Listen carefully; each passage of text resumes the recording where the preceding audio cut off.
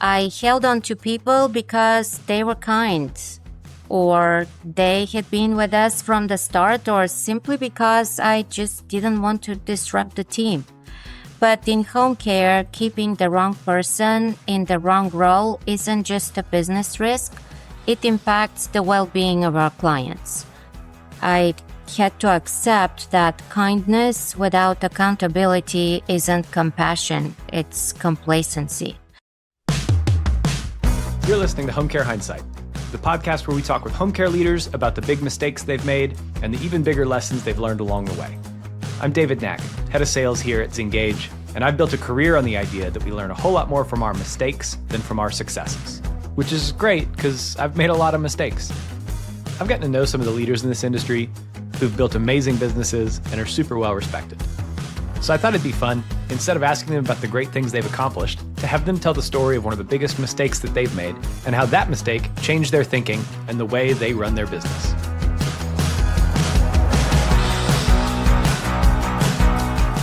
All right, welcome back to another episode of Home Care Hindsight, brought to you by Zengage, the AI agent for home care. We're doing a lot with scheduling. It's been really exciting to see the load taken off of a lot of our clients. And so if you're ever interested, reach out to me. Would love to chat with you about it. But I'm so excited to welcome to the show today, Diana Tucker. Diana, welcome to the show. Thank you, David. For people who are not familiar with you, how would you introduce yourself? I'm Diana Tucker, co-founder of Private Home Care, a family-owned provider founded 11 years ago in St. Louis. Over the years, we've expanded into Illinois and Kansas, and despite our growth, our focus has stayed the same, building meaningful relationships and investing in our caregivers and care teams, because when they're supported, better care for our clients follows. So when we were chatting before, you told me about some of the ways that you guys are investing in technology to really bring like AI into the home for your clients. So can you tell me a little bit about that? Yes, we are bringing predictive AI into people's homes through privacy protective sensors that quietly track even subtle changes in movement patterns, walking speed, stride length, and overall gait quality. These are insights that allow us to identify early warning signs and intervene before a fall or other adverse event occurs. And the magic isn't just in the data or the technology, it's how our care team translates those insights into action. When predictive intelligence is combined with relationship-based human care, we're able to move from reacting to crisis to truly preventing them, because innovation isn't about replacing people. It's about empowering them to care smarter. Yeah, there's a lot of very human work that happens in home care. And a lot of times we find that like people don't have the insights, the data that they can take action on to actually like do the human work. How are you seeing this impact your care teams, like the way that they approach their jobs? They feel empowered, and they feel that our clients are safer, and they feel like they can do their jobs better. That's good stuff. Well, I appreciate you coming on the show. We've known each other for a while now, and what you guys have built in St. Louis and obviously expanding across the state into other states is really like something special. But, you know, I don't bring people on my show to talk about that. Instead, I bring people on who've accomplished a lot to ask them about the biggest mistake that they've made in their career and what that mistake taught them about life or about business. And so anyways, Diana, what's your big mistake? I think one of the biggest mistakes that I have made, and it fundamentally changed the way I run private home care, was tolerating underperformance for too long. I held on to people because they were kind, or they had been with us from the start, or simply because I just didn't want to disrupt the team. But in home care, keeping the wrong person in the wrong role isn't just a business risk. It impacts the well-being of our clients. I had to accept that kindness without accountability isn't compassion, it's complacency. So now I lead with a different philosophy. Honor people for the part they played in your journey, but don't let nostalgia shape your future. You know, that's one of the things that, as our organization has grown, we've had to really reckon with is we've had members of our team who were a great fit from point A to point B on our journey, but they weren't the right person to take us from where we are today to where we need to go. And so is there a particular person that you have in mind that was kind of the person that helped you to realize like, okay, you're an awesome person. You've been a great team member. We've loved having you on the team, but like you're just not the right person to help us get from here to there. Yes, there have been a few of those people, and I feel like we are not doing them a favor either. Not only that, we are not doing ourselves a favor. I feel like it's better to empower those people to do something else that would be a better fit for them. Yeah. And I guess like in some cases that could be something that's a better fit like within the organization. You're not the right person for this role anymore, but there's another role that you could be right for. There's also having people realize that like they need to go somewhere else and contribute. Like there's other organizations that are where private home care was 2 or 3 years ago that they could go really do the same thing they did for you guys to get you from point A to point B, but you guys are at point B and you need to go somewhere else now. Absolutely. What did you see from your team? Because I think like one of the things that I always think about is when there's turnover in one piece of the business, like that's not compartmentalized just to there. Like it impacts the morale and the culture of other parts of the organization, especially if somebody leaves, that's one kind of thing, but it feels different when somebody might get terminated, somebody might get let go, a position might get eliminated. And so typically when I talk to people about this stuff, there's a lot of fear about like the kind of collateral damage of are people going to worry if their jobs are safe? Are people going to be really anxious and their performance suffer? Are people going to start looking for jobs somewhere else? And so what have you seen as you've obviously had team members leave, but also told team members to leave, the impact that it's had on other people in the business, and maybe how you think about managing that kind of chaos to minimize the kind of uncertainty and anxiety that can exist? I know that's a big, long, meaty question. So I feel like the people that remain here understand why they're here and why the other person is not. And also, I feel like that may be just a short-sighted situation.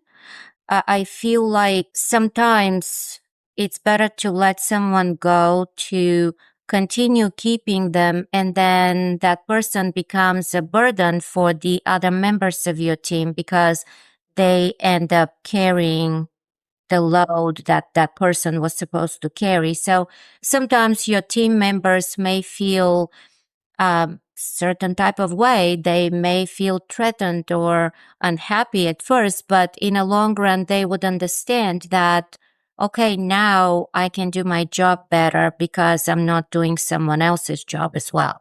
One of the things that you said is the team members who are on your team know why they're on your team. How does that happen? Because I feel like that doesn't happen by accident. I honestly feel really lucky to have surrounded myself with the team that I have. And I just feel like we are not only a family, but we are like a team because in a family, sometimes you tolerate another family member's shortcomings, but when you're in a team, you rely on the other person's performance to make sure that team is stronger. So I feel like everybody that is on my team is just an amazing part, integral part of it. I'm curious because some of the ways that you guys have grown is through acquisition. And so how have you and how has your team approached, you know, obviously a piece of the reason an acquisition is attractive is because the team that's in the office and the caregivers in the field and the clients in the business are all valuable. But also I'm not under any illusion that like you do an acquisition and you haven't planned for some of the folks maybe not sticking around. And so how have you guys approached those acquisitions that you've done in terms of like integrating the team members in the business that's being acquired into the overall organization? So the latest business that we acquired, we were lucky enough to have known the previous owners for a couple of years. And I felt like they were good friends of ours. We knew each other, and I felt like our visions aligned. We aligned in a way we managed our businesses. So I felt like it was a seamless transition. And also they stayed on board and helped us transition. Of course, not everybody stayed, but the people that stayed are still here, and we are grateful to have them. That's one of those risky kind of maneuvers when I typically talk to people about acquisitions is you have to figure out how much of the business's success is directly a result of the founders who have built this business, it's their baby, but also are they going to be good employees when they're not running the show anymore? And so it sounds like in this case, you had a long-standing relationship with these people. You guys had like I think a lot of trust and rapport. I know you guys haven't done just like a litany of acquisitions, but have there been other times where you expected somebody on the other side to do more and you had to kind of make different plans when you realized they were going to do less? Actually, yes, that was the acquisition that we made in Chicago. It's exactly what you just described was exactly what happened. It was not what we were planning. And in St. Louis, we felt secure because we are here, we know the market. And in Chicago, it was a different market, totally different market. So that was challenging. So it's very, very, very important to align and have the right expectations from the very beginning, because sometimes things don't turn out the way you anticipated. Yeah. And did you guys like source these transactions on your own? Yes, both times we did, yes. Very cool.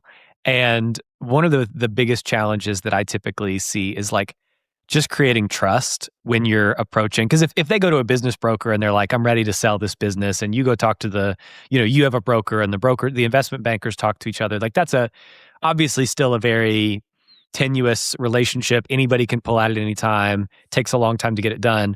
But it does feel like when you source those deals yourself, like you're almost convincing them that it's time to sell and also that you're the right person to sell to. And so tell me a little bit about how you're cultivating trust in those relationships so that somebody who has spent, years of their life building the thing, believe that you're the right person to pick up the baton and carry it. So the first time, the acquisition that we made in Chicago, it was totally different situation. We didn't know the previous owners as well, and our expectations were different than what we had delivered to us. While in St. Louis, like I said, we knew the previous owners from the very beginning. We've known them for years before we acquired them, and I felt that it was they trusted us, that we were the right people to sell to. And what was different between Chicago and this last acquisition in St. Louis was the Chicago acquisition. The people were just ready to sell, and it was whatever. While here, they really, really looked, the previous owners really, really looked for a couple of years, and they wanted to make sure that the clients that they have would be in good hands. And I am proud to say that we have the same clients that nobody left. We have the same clients that since we acquired the business, they're still with us, and that is very important to the previous owners because they had put their their hearts into that business, and they wanted to make sure that it's in good hands. I know we're talking a lot about the acquisition piece, but I think a lot of people are always, are thinking one side or the other. How do I grow? Do I want to grow organically or through acquisition? Both, probably. How do I know when it's time to sell? What are the steps that I need to do to sell? And so, what told your team that it was time to do an acquisition? This last acquisition, we felt it was not only a good time, but that agency had VA contracts, and we felt that it would bring us another payer source and it would diversify our portfolio. So that's another aspect of the whole acquisition that we found attractive. Makes perfect sense. What about the first time? The first time, we just wanted to expand into a different market, and that was the easiest way to do it. And in a long run, that's not always the easiest way to do it because you never know. The Kansas City office was it wasn't an acquisition. It was just starting from scratch, and it has been very successful thanks to our team in Kansas City. I want to transition to asking you about something that is underrated in home care. It's something that the industry undervalues, and it's typically, kind of an overlooked idea. I think what's underrated is the way caregivers feel about their jobs. I feel like we have to put them first. We have to put their feelings, because when they're supported, they would provide better care for our clients. So I feel like if we focus on caregivers, because everybody comes from different backgrounds, they all have their different needs and wants. And sometimes I feel like if you just help someone just very little bit when they need it most, even very little bit when they need it, I feel like that goes a long way, and that person becomes more comfortable. They become more engaged, and they become loyal, and they stay with you because I feel like if they feel better at the company that they're at, they would care for your clients better. One thing that stands out to me in that is some of those metrics that you just described, somebody else might kind of accuse of being like a little squishy and a little hard to quantify. And so, like, it's easier to look at like, okay, well, how's our compliance? How's our hours billed? How's our task completion? How's our performance on the metrics? So how do you kind of like quantify or build a business case for investing in your caregivers, given that a lot of the lead measures that lead to more loyalty, better performance are very like kind of nebulous and really hard to pin down in a measurable way? So that is really hard to measure, but if you have great caregivers, loyal caregivers, and they stay with you, you have better company, because we don't have any tangible. What's tangible for us is we don't have a product. We have service, and the caregivers are providers of that service. So that is what's tangible for us. And I feel like sometimes we put process before people.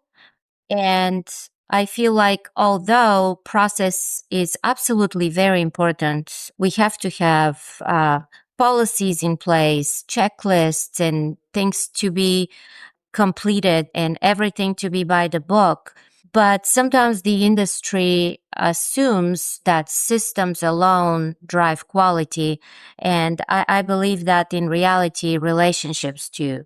Relationships between caregiver and client, and agency and caregiver, and the care team and the family, those relationships I feel come first. You have an interesting background in your career kind of before home care. So I'd love for you to talk a little bit about that. And because I think that dovetails nicely with this process over people, measurable SOPs, standardization, measure, but also leaning into the like kind of softer spots of home care where like the empathy and the relationships and stuff that are hard to quantify really do matter a lot. So my background, my degree and prior experience are in hospitality management. So what hospitality has taught me was that the customer is always right. So we are in the service industry, and I feel like if we don't understand that we are in the service industry, we are not going to be successful because we just have to have that service minded mentality. And obviously, we have to surround ourselves with structure, and we have to have matrix in place, because if we don't know where we want to go, we are not going to get there. But still, I feel like the focus on the client has always been very important of the way I run my company. When I hear you say the customer is always right, I think one of the things that says to me is your definition of customer obviously includes your clients, but it sounds to me like it includes your caregivers too. Yes, I spoke about our caregivers before. Like I said, this is our product. This is what we have to offer to our clients. And unless we care for our caregivers, we are not going to have a product. And that's why it has been so important to me to invest in systems that support our caregivers. We are clients of Zengage, and that has been wonderful. I feel like when our caregivers stay engaged and feel like a part of the team, in return, we have better outcomes for our clients and for our future growth. Okay, I want to transition to asking you about a little mistake. We talked about a big mistake that you've made, but what's a little mistake that you see other home care owners make all the time? And if they quit, it'd make their lives or their businesses like 10 times better. I see home care owners make one mistake very often, and I actually have been guilty of it too, and that is trying to be the hero in the middle of every situation. We jump to fix every scheduling issue, every caregiver conflict, every anxious family call, and on the surface, it feels like we are so hands-on. But in reality, that creates a bottleneck. It disempowers the team, and it burns out the owners so fast that they can't do the strategic work that actually grows the company. So I feel like when owners stop solving every problem themselves and start teaching their team how to solve problems without them, their business becomes calmer, their team becomes stronger, and in return, their clients get better care. Diana, you're speaking my language. This is the thing that I'm trying really hard to be good at. But my problem is I really like being the hero in the middle of every problem. It makes me feel really important. So, what changed that you were able to stop doing that? I'm not asking for myself. I've got it figured out, as you can imagine. I felt like empowering my team members to do those tasks made them feel better about themselves. They felt empowered, and they felt that I trust them, and they felt like they wanted to grow from that point even further. So once I discovered that, luckily early on, I felt like I have built a better team that respects me for giving them that autonomy to be able to do things on their own. I think one of the things that I experience a lot, and I think probably a lot of other people do, is I'm a really good player, but I'm not such a good coach. Is that something you've ever dealt with? Sometimes How'd you become a better coach? there is always room for improvement to be a better coach, and I keep working on it. Sounds like I have to keep working at it too. That's unfortunate. I was hoping you'd have something that was just like super easy, silver bullety, like David, just do this one thing and all your problems will get solved. There is no silver bullet here, David. If you find it, let me know. I'm looking for it too. Okay, sounds good. We'll just keep looking for it together. Yes. I love all the stuff that you said about like caregiver experience and how important that is to the health of the business. It's timely. I didn't actually anticipate bringing this up, but we at Zengage, we put out a caregiver benchmark report on some data that we pulled from our customer base of thousands of caregivers. We got some really good responses on the kinds of turnover predictors and the most important things to ensure. And a few of the things, and these are relevant to some of the conversations we've had recently, but have to do with there's so much instability and unpredictability in home care agencies. And it's like, well, am I going to get enough hours? And is my schedule going to stay the same? But one of the things that really stood out to me, and we'll link this study in the show notes here, but one of the things that really stood out to me was that caregivers see the lead indicators of impending chaos. And they've seen that movie before because many of our caregivers have been in home care for a while. And one of the things that really stood out to me was they start to see that the schedule's gonna get unpredictable a long time before it actually gets unpredictable. They see some gaps in communications. They see the window of time between when the shift starts and when the shift is offered to them start to decrease. They see an increase in, can you help us out with these last minute shifts? And that increase in schedule unpredictability and chaos is the sort of thing that gives them a heads up that this might actually go sideways faster than they thought it was. And what we saw from the data was that it makes caregivers start looking for a job or start thinking about other opportunities more quickly than they could have otherwise. So I'm glad you mentioned, I'm kind of going back a little bit, but I'm glad you mentioned all the stuff about how important it is to invest in caregivers. And I think one of the investments that we can make in caregivers is to give them a really stable foundation and so that they can know what they can expect from us. I'm curious what you guys have done to create that kind of stability for not just like the relationship and how the business feels about the caregivers, but also like how to communicate about what they can expect from a schedule and hours and pay and et cetera kind of situation.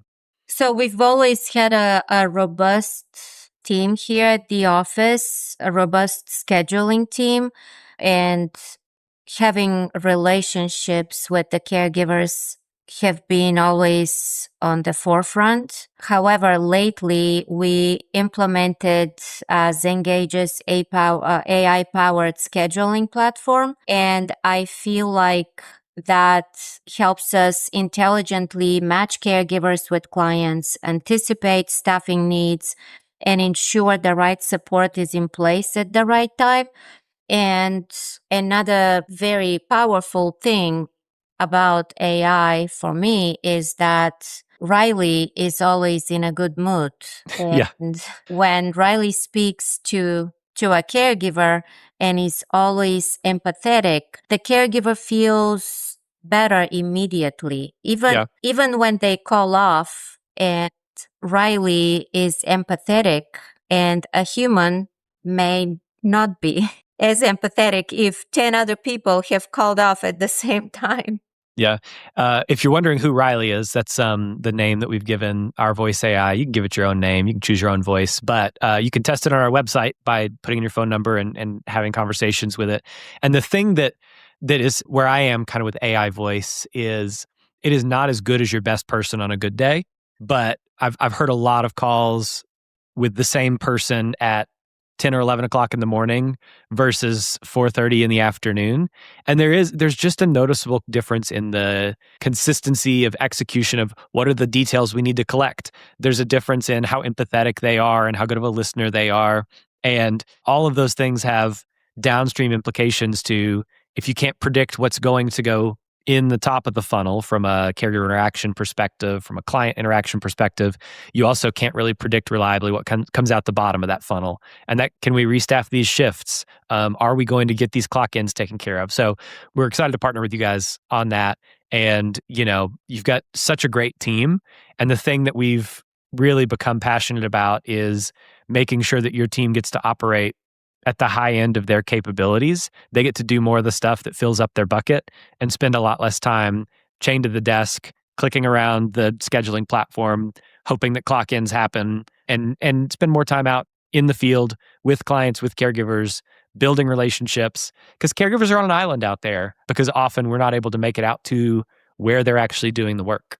Totally. And that's why implementing technology has been so important to us, because we are not looking to replace humans. We are looking to empower them to feel safer, to feel empowered, to feel heard rather than being on an island, like you said. That's why relationships with caregivers is of utmost importance. That's good. All right. Well, we've talked about a lot of mistakes, but I like to end every episode on a high note. So what's something that's happened lately in the business that you're proud of? Last week, we had a training session on technology for part of our field team. And it was so amazing for me to see caregivers who have been with us since the very beginning. And that was 11 years ago. They walked in with big smiles, gave me hugs, and I was just so happy to see that they're still here. They show up. They stay connected. They choose to be a part of this team. And in an industry known for constant turnover, having caregivers who have been here for 10 years or more is a huge win. And moments like that remind me of what a real community we've built. Yeah, having caregivers there, first of all, from the very, very beginning, because you started this from the ground up. I would guess it wasn't always the operationally sound org you guys are running today. There's a lot of growing pains when you're at 250 hours a week or 500 hours a week or whatever. So as we kind of wrap up here, what do you want to plug? I'd love to plug private home care, where compassionate caregivers and smart technology work together to keep people safe at home.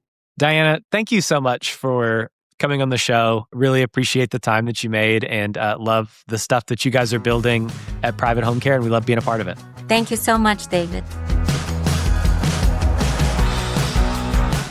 On behalf of the team here at Zengage, thanks for listening to the show.